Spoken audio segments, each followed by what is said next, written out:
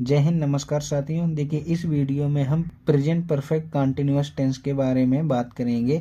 Present perfect tense की क्या पहचान, क्या हेल्पिंग वर्ब होती है और इसमें समय के अकॉर्डिंग सिंस और फॉर का यूज किया जाता है। अक्सर बच्चे सिंस और फॉर में कंफ्यूज रहते हैं कि सिंस कहाँ पर लगाएं और फॉर किसके साथ लगाएं। तो इस वीडियो को देखने के बाद आपको किसी भी प्रकार की कोई भी समस्या नहीं होगी। तो आइए वीडियो की शुरुआत करते हैं पहचान से।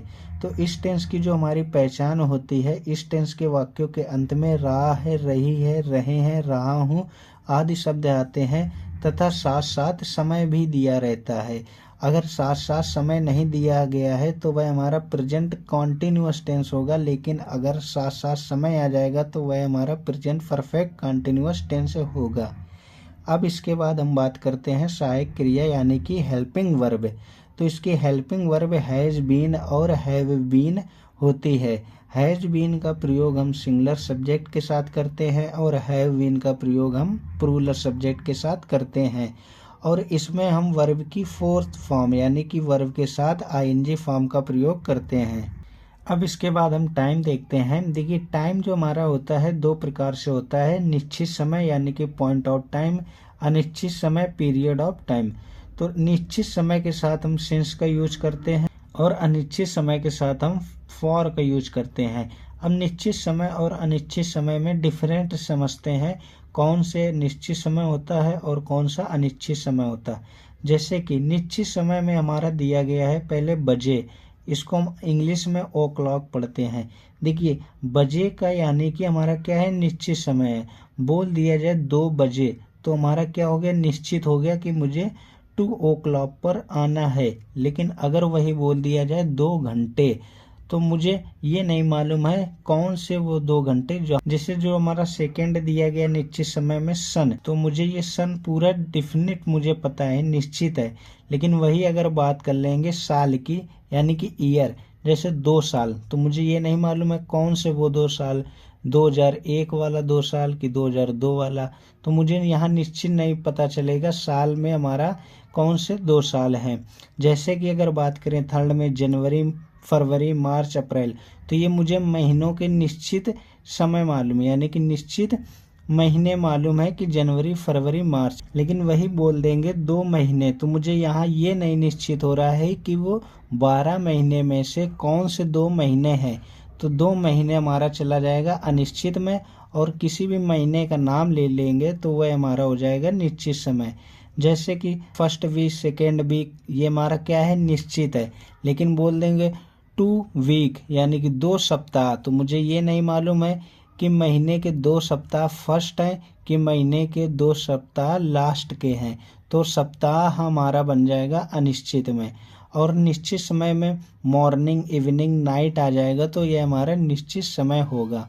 आई होप आप टाइम समझ गए होंगे कि बजे हमारा क्या है, निश्चित है। आइए अब हम समझते हैं अफर्मेटिव, नेगेटिव, इंट्रोगेटिव के सेंटेंस किस तरीके से हिंदी से इंग्लिश में ट्रांसलेट होते हैं, उसको बारी बारी से समझते हैं।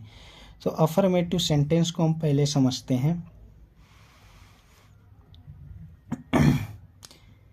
देखिए, अफर्मेटिव सेंटेंस का जो हमारा रूल बनेगा उसमें सबसे पहले हमारा क्या आता है, सब्जेक्ट आता है। सब्जेक्ट के बाद हमारी क्या आएगी, हेल्पिंग वर्ब।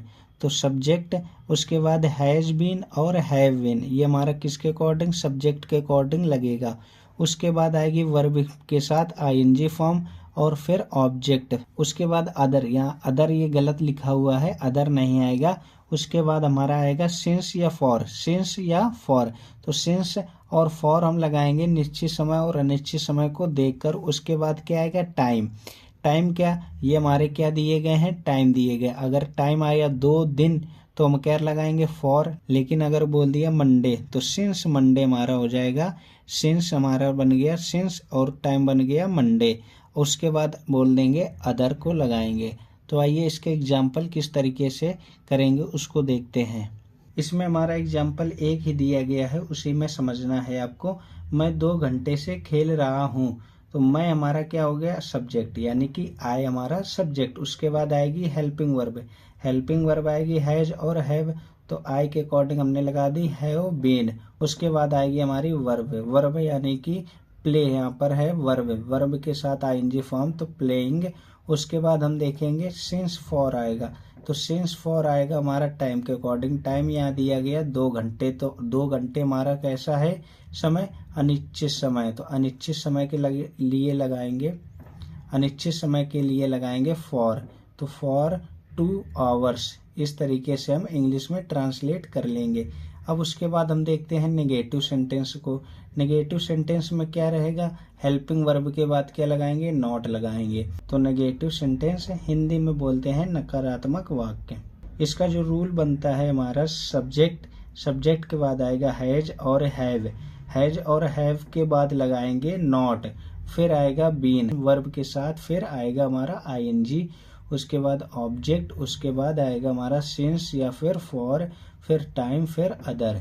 जैसे एग्जाम्पल में जो हमारा दिया गया है, रामू 2 घंटे से खेल नहीं रहा है, तो रामू हैज नॉट बीन, क्या आएगा, has not been playing for 2 hours. तो यहाँ पर हमारा रामू क्या हो गया, सब्जेक्ट, हैज हेल्पिंग वर्ब और उसके साथ बीन आएगा, तो हैज बीन के बीच में क्या आएगा हमारा, नॉट आएगा, प्लेइंग फॉर 2 आवर। उसके बाद हम देखते हैं इंट्रोगेटिव सेंटेंस। इंट्रोगेटिव सेंटेंस को आपको मैंने पहले भी पढ़ाया है कि ये 2 टाइप से होता है, टाइप फर्स्ट और टाइप सेकेंड। टाइप फर्स्ट जो हमारा सेंटेंस होता है, जब वाक्य में क्या शब्द पहले दिया गया हो, तो उस क्या शब्द की अंग्रेजी हम नहीं बनाते हैं, वाक्य की अंग्रेजी हेल्पिंग वर्ब से चालू करते हैं। यह हम प्रेजेंट इंडेफिनिट से सीखते आ रहे हैं। तो रूल हमारा बनेगा हैज हैव के बाद आएगा सब्जेक्ट, उसके बाद अगर नेगेटिव दिया गया है तो सब्जेक्ट के बाद क्या आएगा, नॉट आएगा, प्लस बीन प्लस वर्ब के साथ ING plus object plus since या for plus time plus other. तो यहाँ पर जो एग्जाम्पल हमारा दिया गया है, क्या तुम 2 घंटे से समाचार पत्र नहीं पढ़ रहे हो, तो इसका इंग्लिश में ट्रांसलेट होगा have you not been reading the newspaper for 2 hour. तो इस तरीके से हम इंग्लिश में ट्रांसलेट कर लेंगे। अब इसके बाद हम टाइप सेकेंड देखते हैं। टाइप सेकेंड में दिया गया है जब वाक्य में प्रश्नसूचक शब्द कहाँ पर है, बीच में आएगा, तो वह हमारा टाइप सेकेंड होगा। टाइप सेकेंड का जो रूल हमारा बनेगा, WH word plus has have plus subject plus not plus been plus verb के साथ ING plus object plus since या for plus time plus other.